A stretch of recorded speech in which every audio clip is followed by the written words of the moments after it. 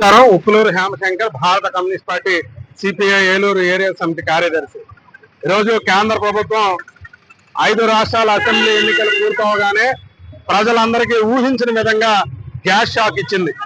5 రాష్ట్రాల అసెంబ్లీ ఎన్నికలు పూర్తయిన వెంటనే కమర్షియల్ గ్యాస్ బండ ధరపై 993 రూపాయలు పెంచి సామాన్య చిన్న రెస్టారెంట్లు, హోటళ్లు నడుపుకునే చిన్న చిన్న వ్యాపారస్తులకి కోలుకోని దెబ్బనే కేంద్ర ప్రభుత్వం కొట్టింది.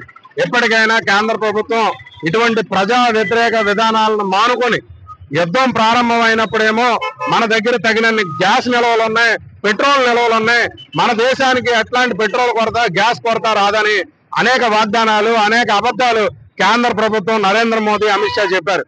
ఈరోజు యుద్ధం నేపథ్యంలో మొన్నటి దాకా పెట్రోల్ కష్టాలు, ఇప్పుడేమో కమర్షియల్ గ్యాస్ బండ మీద అధిక ధర బాధుడు కష్టాలు ఈ దేశంలో ప్రజలపైన ప్రారంభమైనవి.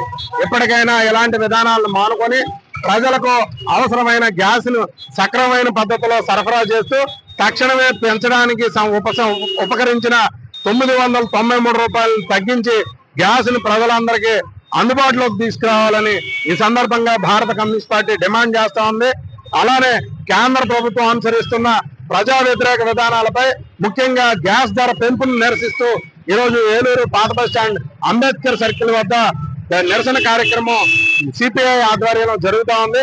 ఈ కార్యక్రమంలో పాల్గొంటున్న సిపిఐ రాష్ట్ర కార్యదర్శి వర్గ సభ్యులు కామ్రేడ్ డాగా ప్రభాకర్, అలానే దళిత హక్కుల పోరాట సమితి రాష్ట్ర కార్యదర్శి కామ్రేడ్ కళింగ లక్ష్మణ్ గారిని మాట్లాడవలసిందిగా కోరుతా ఉన్నాం.